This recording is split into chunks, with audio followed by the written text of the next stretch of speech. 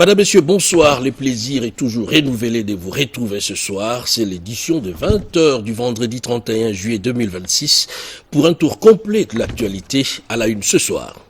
Kanyama Kasese au cœur de l'action présidentielle, formation de jeunes, agriculture et développement.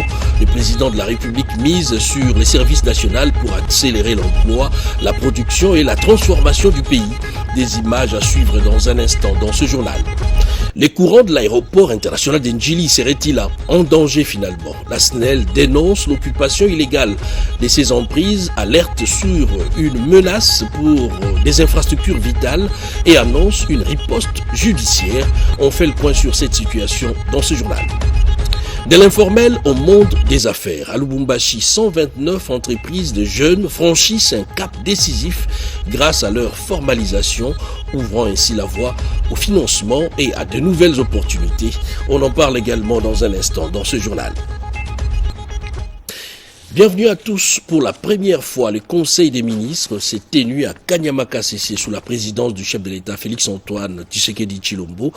Une réunion symbolique qui traduit en somme la volonté du président de la République de rapprocher l'action gouvernementale des grands pôles de développement du pays. Nous allons y revenir avec plus de détails dans nos prochaines éditions.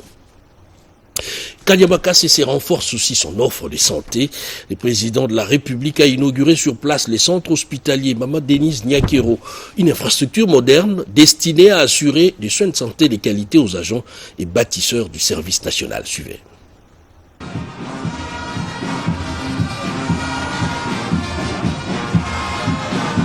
Jeudi 30 juillet 2026 à Kanyama Kasese, le président de la République Félix-Antoine Tshisekedi Tshilombo a inauguré le centre hospitalier Maman Denise Nyakero, devenu aujourd'hui un pôle de soins, de formation et de développement grâce aux investissements consentis par l'État. Dans son mot de bienvenue, le commandant du service national, le lieutenant-général Kasongo Kabouik, a souligné que cette nouvelle infrastructure sanitaire constitue l'aboutissement d'un engagement pris par le président de la République lors de sa précédente visite à Kanyama Kasese en novembre 2024. Il n'y avait pas une structure viable pour la prise en charge médicale de cadres, agents et bâtisseurs de la nation. Lors de votre dernière visite à Kasese, tenant compte de votre vision et de vos ambitions sur le service national, vous aviez pris la décision et promis de doter les centres pilotes de Laurent Désiré Kabila d'un hôpital digne de ce nom. Vous n'aviez pas hésité un seul instant de donner des moyens conséquents pour la construction de cet hôpital moderne. Cette œuvre grandiose sera gravée dans la mémoire de plusieurs générations et ne bénéficiera pas seulement aux cadres, agents et bâtisseurs du service national, mais aussi aux riverains et à toute personne désireuse de se faire soigner à l'hôpital Mama Denise Nyakero Tshisekedi, quelle que soit sa provenance. Doté d'équipements médicaux de dernière génération, le centre hospitalier Maman Denise Nyakero comprend notamment des services de consultation, d'urgence, de réanimation, de chirurgie, de gynéco-obstétrique, de médecine interne, de pédiatrie et de laboratoire, ainsi qu'un plateau technique d'imagerie médicale comprenant une échographie, une radiographie et un scanner. L'établissement dispose également de 6 salles d'hospitalisation offrant une capacité de 60 lits. Le commandant du service national a également rendu hommage à la première dame Denise Nyakero Tshisekedi pour sa contribution à l'équipement complet de cette structure sanitaire. C'est en signe de reconnaissance, a-t-il précisé, que le centre hospitalier porte désormais son nom. Cette infrastructure est destinée à assurer la prise en charge des cadres, agents et bâtisseurs de la nation du service national tout en restant ouverte aux populations riveraines ainsi qu'à toute personne nécessitant des soins médicaux. L'inauguration de ce centre hospitalier marque une nouvelle étape dans la modernisation du service national et illustre la volonté du chef de l'État de renforcer les infrastructures sociales de proximité au bénéfice des populations. C'est une école de transformation pour la jeunesse. Plus de 8000 jeunes y ont été formés au centre d'instruction du service national et en visite sur place. Le président de la République salue un modèle d'encadrement au service du développement national. Blandine Zovu de la presse présidentielle. Poursuivant son séjour à Kanyama-Kasese, où il est arrivé mercredi dans le cadre d'une tournée dans la province du Olomami, le chef de l'État, Félix-Antoine Tshisekedi Tshilombo, a visité ce jeudi 30 juillet 2026 le centre d'encadrement et d'instruction qui porte son nom. Pour la deuxième fois depuis la création de ce centre, le président de la République est venu constater l'évolution de ce projet qu'il a lui-même initié en 2020 pour transformer des milliers de jeunes en acteurs du développement national en leur offrant une nouvelle perspective. Au cours de cette visite, le président de la République a suivi avec attention la présentation du commandant du service national, le lieutenant général Jean-Pierre Kasongo Kabwik, qui a retracé l'évolution de ce centre, initialement conçu pour la réinsertion des jeunes impliqués dans le phénomène Kuluna et progressivement devenu un véritable vivier de formation civique, patriotique et professionnelle, accueillant des jeunes issus de plusieurs provinces du pays. Selon le commandement du service national, plus de 8300 jeunes ont déjà été formés dans ce centre. Parmi eux, 4000 participent aujourd'hui aux opérations de la task force présidentielle chargée de l'assainissement de la ville de Kinshasa. La nouvelle promotion rassemble des volontaires venus notamment du Olomami, du Kasaï oriental, du Kasaï central et de l'ancienne province de Bandundu, parmi lesquels figurent également d'anciens combattants du phénomène Mobondo ayant choisi d'abandonner les armes pour servir la nation, a assuré le lieutenant général Jean-Pierre Kasongo Kabwik.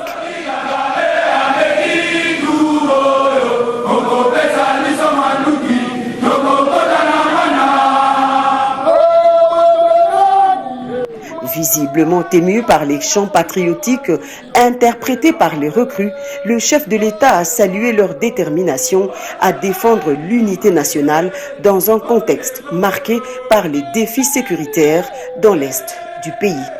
Mosala oyo boponi ezali etumbute. Mosala boponi ezali akosalela ekolo.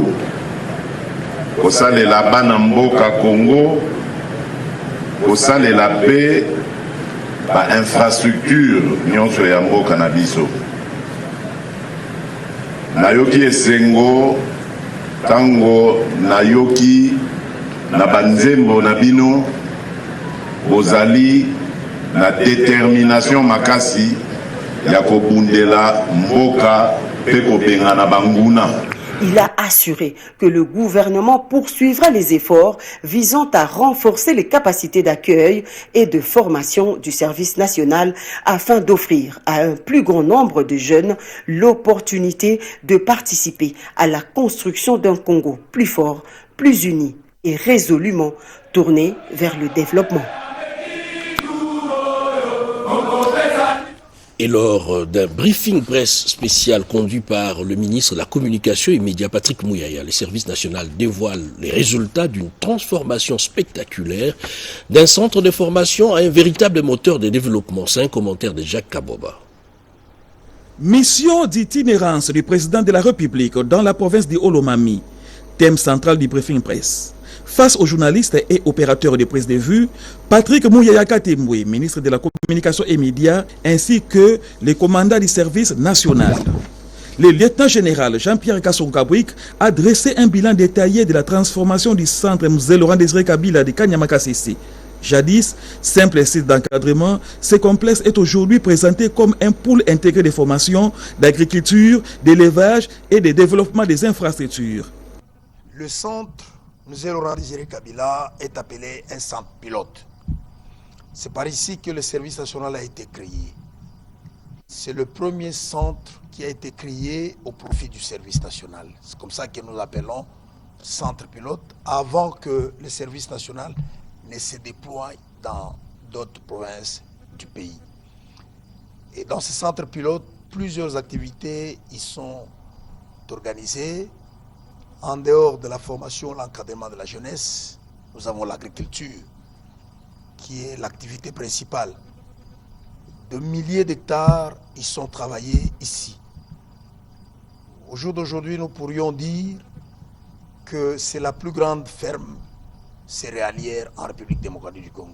Avec ces milliers de jeunes en formation, ces 10 000 hectares de terres cultivées, son cheptel en pleine expansion et ses infrastructures désormais fonctionnelles, Kanyama Kasese s'impose comme l'un des projets phares du service national. Nous tenions à le faire pour que les uns les autres comprennent la vision du président de la République. Partout où nous sommes passés, lorsque nous devions aller voir l'élevage, les tracteurs, il y avait une telle ferveur, une telle communion autour du président de la République. Sa volonté, elle est simple, c'est de donner des réponses aux problèmes des Congolais, des problèmes qui n'ont pas été résolus pendant des années. Nous avons commencé à donner des réponses. Pour les autorités, cette transformation illustre l'ambition de faire de l'encadrement de la jeunesse un véritable levier de production, de développement et de reconstruction nationale.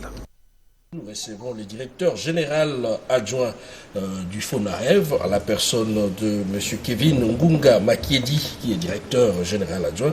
Avec lui, nous allons parler de ces moments, comme je l'ai dit tout à l'heure, de résilience.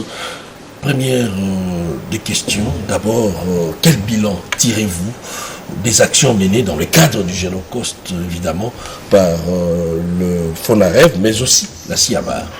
Merci beaucoup pour la parole. La première des choses qu'il faut souligner, c'est que sur instruction du chef de l'État, son Excellence M. Félix Antoine Tshisekedi, le gouvernement de la République démocratique du Congo s'est doté d'une stratégie nationale de plaidoyer international pour la reconnaissance des génocides commis en République démocratique du Congo.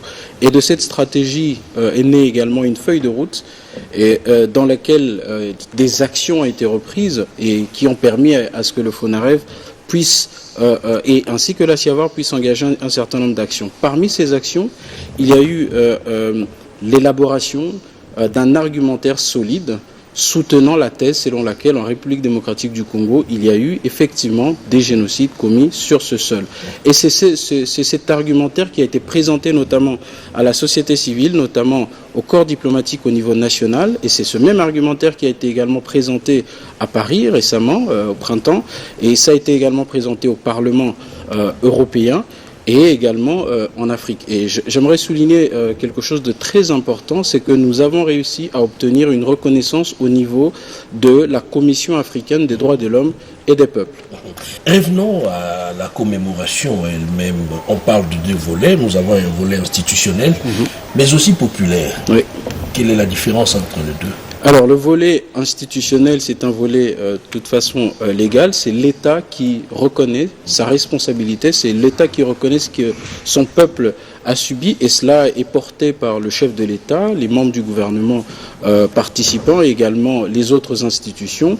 Et de l'autre côté, il y a le volet, ce qu'on va appeler une commémoration populaire, c'est le peuple qui se souvient de ses frères et ses sœurs qui sont tombés. Mais pourquoi vous insistez pour que la population puisse participer au deuxième volet, les côtés populaires? Parce que c'est une question qui nous concerne tous, ça concerne tous les Congolais, et je pense qu'il est important, si nous voulons une reconnaissance au niveau international, il faut qu'en interne, le peuple puisse porter également cela. Et puis un autre point important, c'est lorsqu'on brise le cycle du silence, on efface la dynamique de l'oubli, et ça ne permet plus à ce que ce qui s'est commis puisse se répéter. D'où ce que nous disons à chaque fois, ne pas oublier, ne jamais répéter et commencer à guérir. Et en somme, quelle est la particularité pour cette année ? Alors cette année sera marquée notamment à Kinshasa par deux types de commémorations, comme on le disait. Une commémoration institutionnelle, d'un côté une commémoration populaire, placée sous le label Bomoko. La commémoration institutionnelle sera organisée au mémorial du Génocost, et la commémoration populaire sera organisée au niveau de l'échangeur de Limete. Et puis également dans les provinces, il y a également des commémorations également qui seront organisées, même au niveau des capitales où la diaspora vit. Et ce qui est également important à souligner, c'est qu'il y a une pétition qui a été lancée par la société civile internationale pour soutenir la démarche de la RDC en vue de la reconnaissance des génocides commis en République démocratique du Congo. Et nous suggérons et nous invitons tous le Congolais ce jour-là à pouvoir. Déjà, les signatures sont ouvert dès aujourd'hui à pouvoir signer la pétition pour la reconnaissance des génocides commis sur le territoire de la République démocratique du Congo. Parce que ce que nous demandons, c'est pas de la compassion, mais c'est de la cohérence afin que les décisions qui soient prises au niveau international soient prises sur la base des éléments documentés par la République démocratique du Congo. Un dernier message à l'endroit de la population qui nous suit à ce moment, mais pas seulement ça, mais aussi les victimes.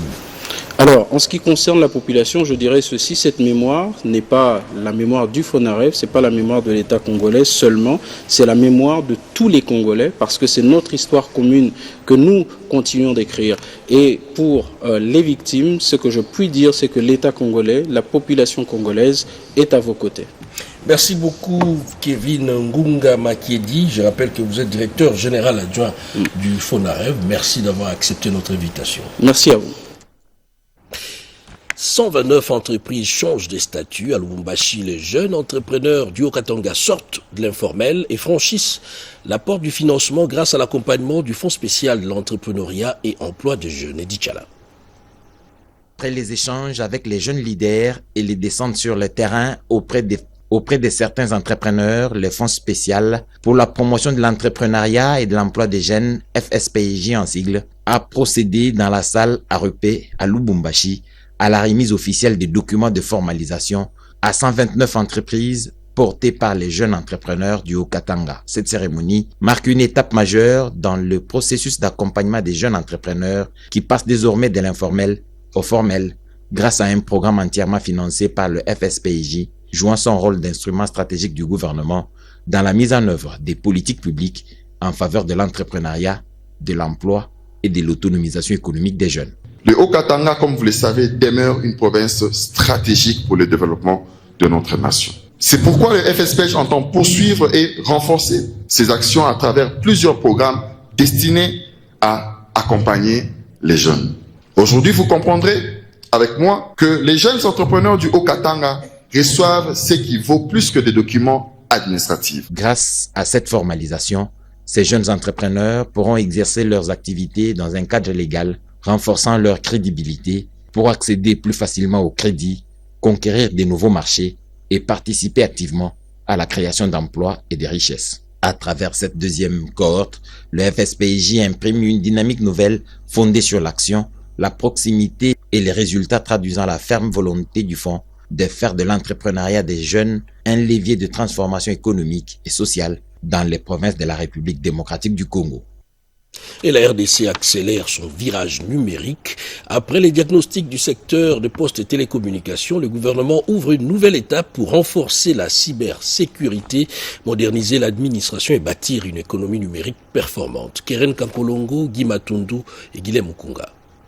Ces travaux auront eu le mérite de dresser un état des lieux de la transformation numérique en RDC et de dégager les priorités appelées à guider les prochaines réformes. L'heure n'est plus au diagnostic, mais à l'action. Il nous appartient désormais de transformer les orientations dégagées en décisions cohérentes, pour les décisions en résultats concrets pour l'État, pour l'économie et pour les citoyens.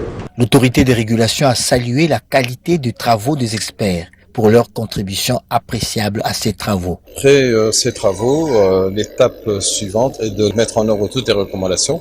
Il y a un délai qui a été proposé par tous les groupes et nous allons faire en sorte de nous tenir à ce délai.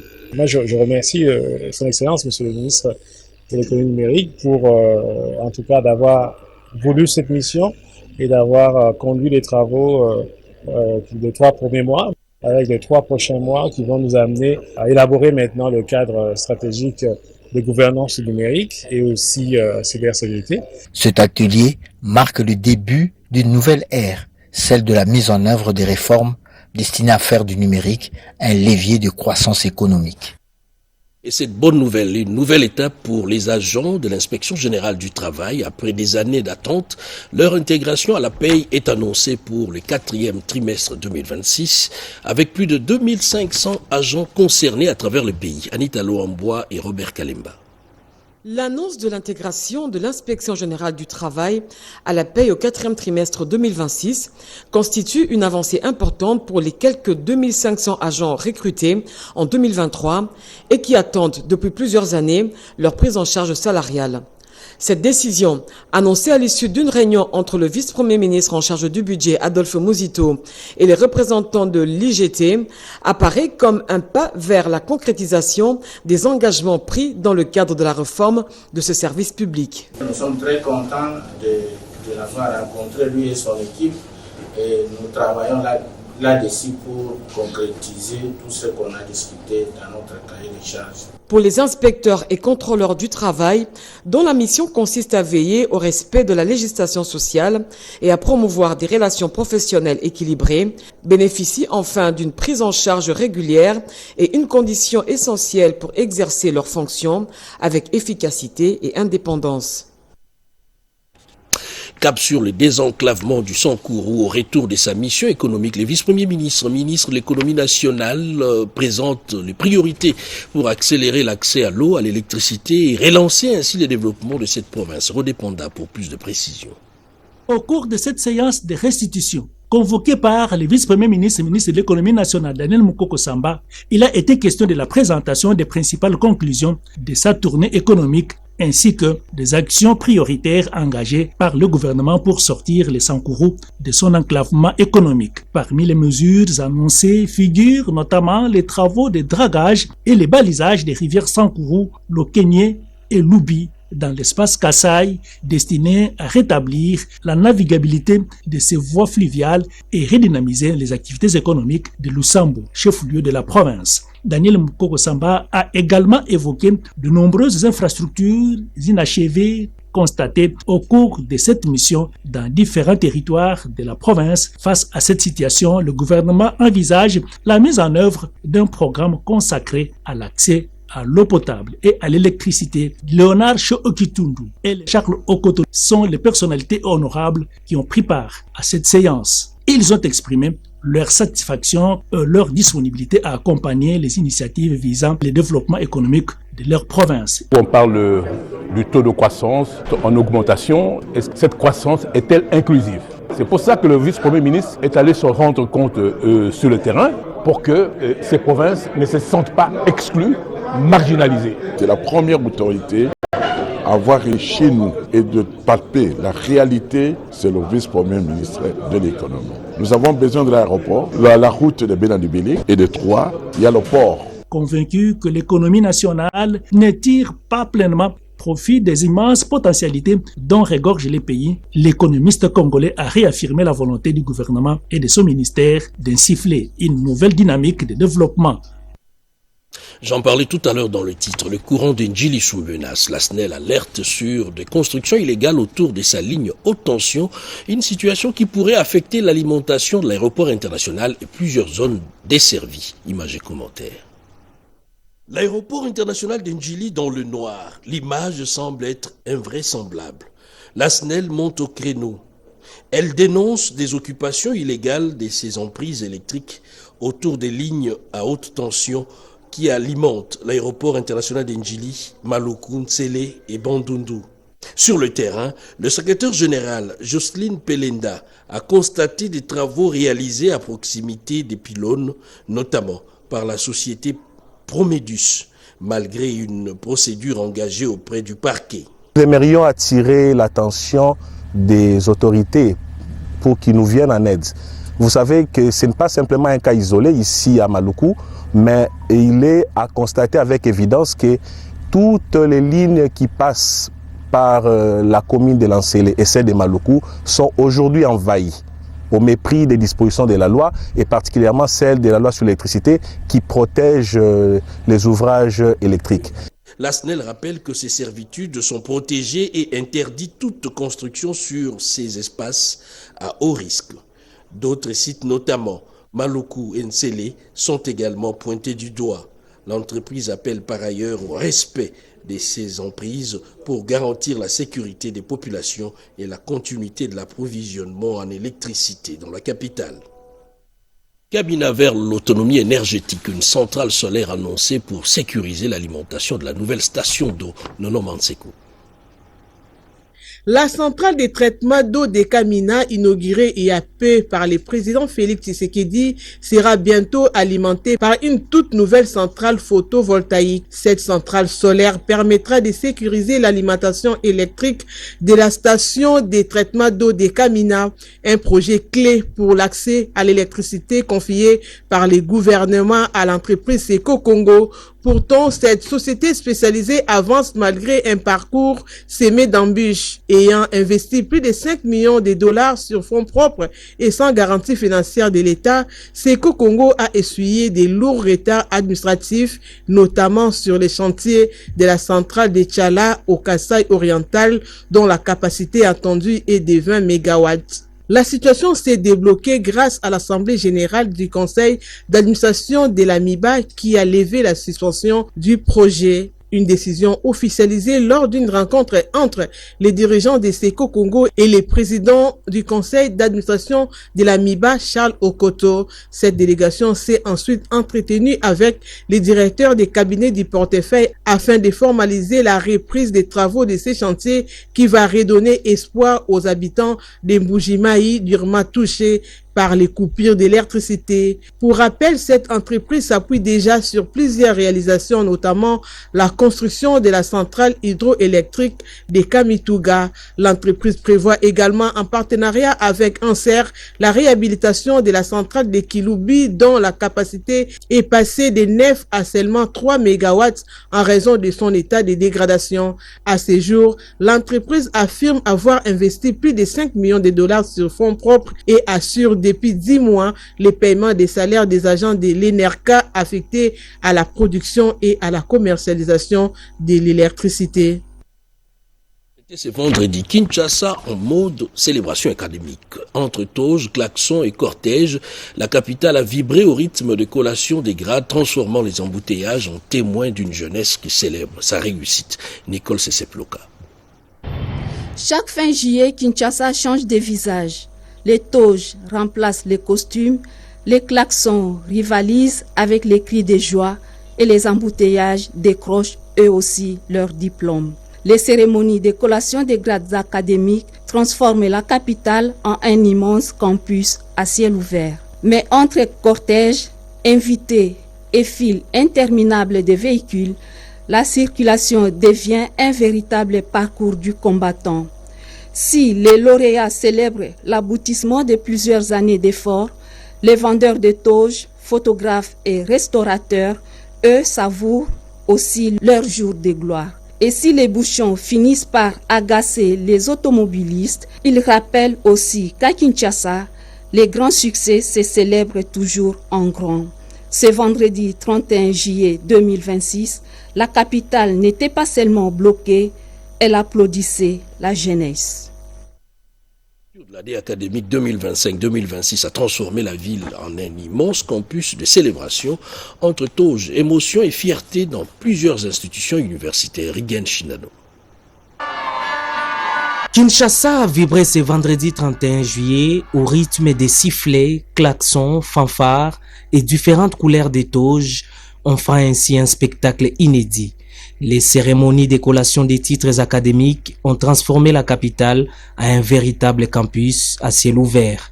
À l'Institut supérieur des sciences et de santé des Croix-Rouges, cette journée coïncide avec la célébration du 25e anniversaire de cette institution dédiée à la formation des cadres spécialisés dans les domaines de la santé.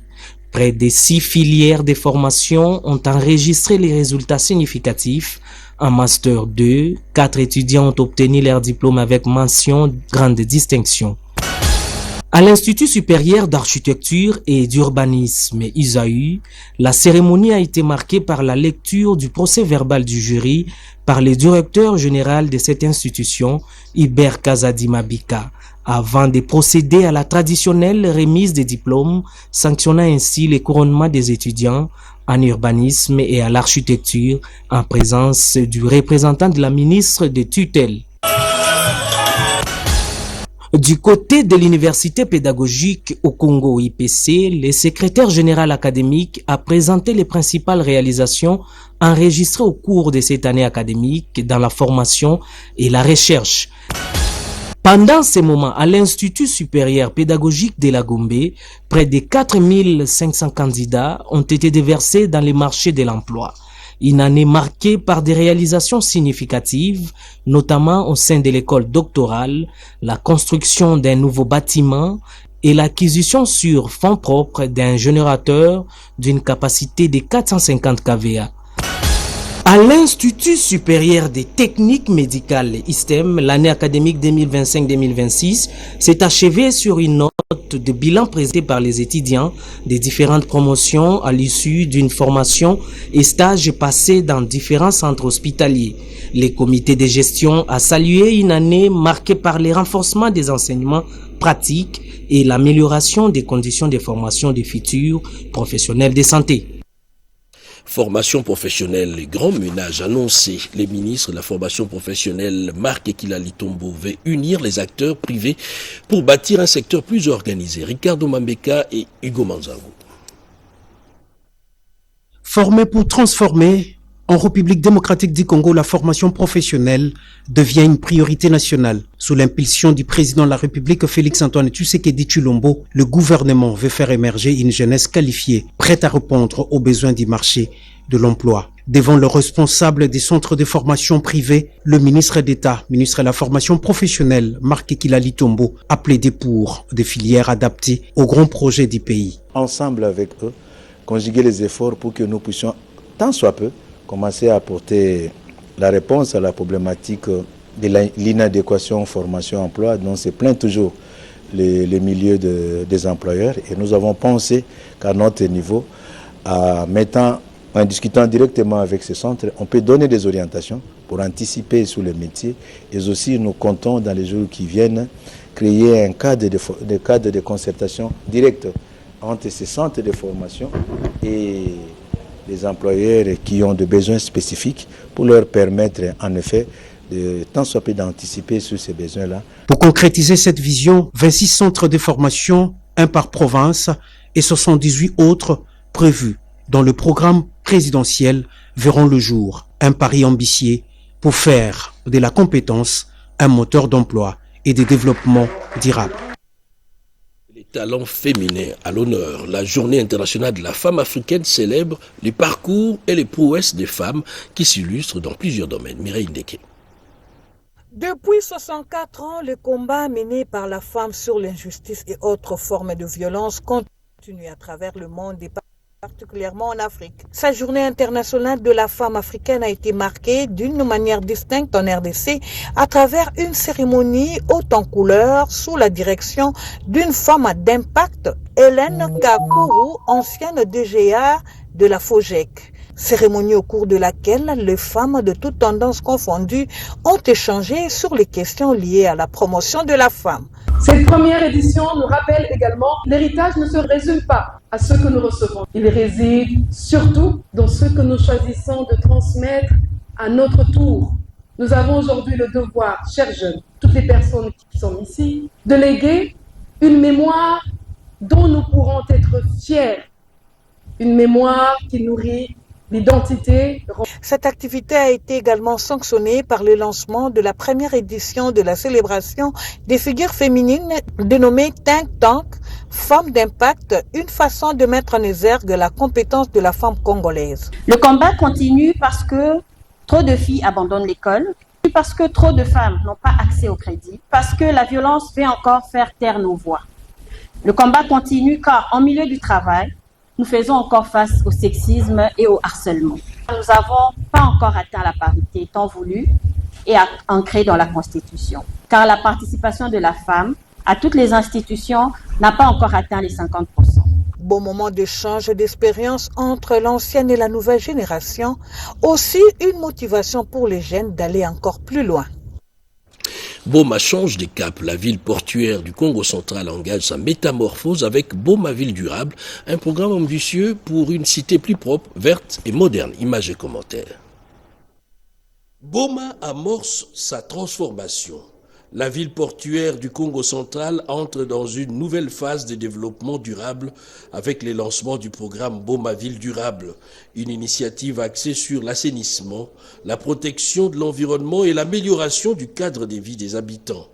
Le gouverneur de province, Grace Kwanga Maswangi Bilolo, a lancé la première phase de ce programme soutenu par l'Agence française de développement FED. Permettez-moi avant toute chose d'exprimer ma profonde gratitude à son Excellence, Monsieur le Président de la République, chef de l'État, Félix Antoine Tshisekedi Tshilombo, qui fait de la paix et du développement du territoire national son véritable cheval de bataille pour le bien-être de la population.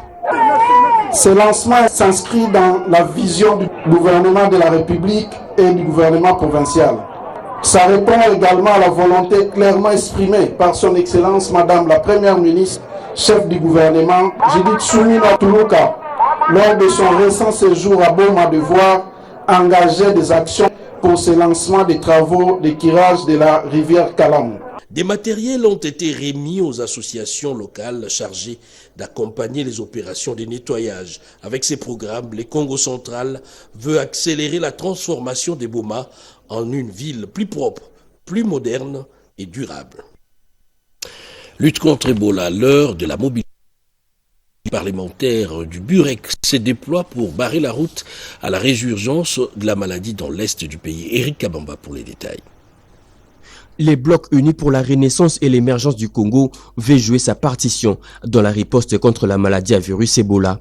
En réunion stratégique avec le député national et les sénateurs du parti, son autorité morale, Julien Paluku Kaonga, a instruit les élus à intensifier le campagne de sensibilisation dans les provinces touchées, notamment le Nord Kivu et l'Ituri, à l'occasion des vacances parlementaires. La réunion a également condamné avec la plus grande fermeté le massacre de civils perpétrés dans le territoire des Lubero, Beni, Mambasa, Irumu, Djougou et Mahagi par les groupes armés, notamment les ADF. Nous avons passé en revue la situation sécuritaire, sanitaire de l'Est et voir quelle peut être la contribution du parti dans cette zone pour accompagner les équipes de riposte qui font un travail important.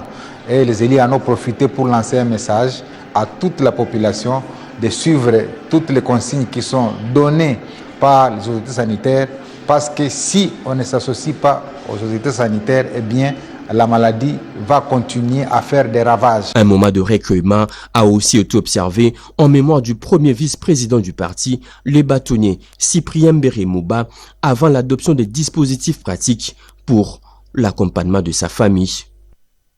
Et les élèves bientôt mieux protégés à l'approche de la rentrée scolaire. La SONAS et la SONEPA lancent une nouvelle dynamique avec l'assurance scolaire. Monique Mavungu. C'est en présence des cadres de la Société nationale d'assurance et des membres de la SONEPA que le directeur général de la SONAS, Maître Clément Désiré Kabongo Moba, et le président national de la SONEPA, M. Serge Mwambaye, ont officialisé ce partenariat. L'accord porte sur un programme d'assurance scolaire visant à renforcer la protection des élèves à l'approche de la rentrée de septembre et à améliorer leur prise en charge en cas de risque. Nous voulons, avec vous, ensemble, assister cette jeunesse-là qui fréquente vos écoles pour leur instruction, et nous voulons sécuriser ces enfants-là. Sécuriser ces enfants à travers notre produit d'assurance, assurance scolaire, qui va sécuriser l'enfant dans l'école, sécuriser l'enfant dans les chemins qui mènent de chez lui jusqu'à l'école, de l'école jusqu'à chez lui. Nous nous engageons à honorer ce protocole et à en faire un levier de professionnalisation de nos écoles. La SONAS SA réaffirme son engagement pour la protection des personnes et de biens, tandis que la SONEPA entend promouvoir un environnement scolaire plus sûr. Les deux parties saluent une initiative destinée à renforcer la culture de l'assurance scolaire en République démocratique du Congo et la confiance des parents et des établissements. Et voilà qui met un terme aux 20h de ce vendredi 31 juillet 2026. Excellente suite de programmes sur nos antennes et surtout bonsoir chez vous.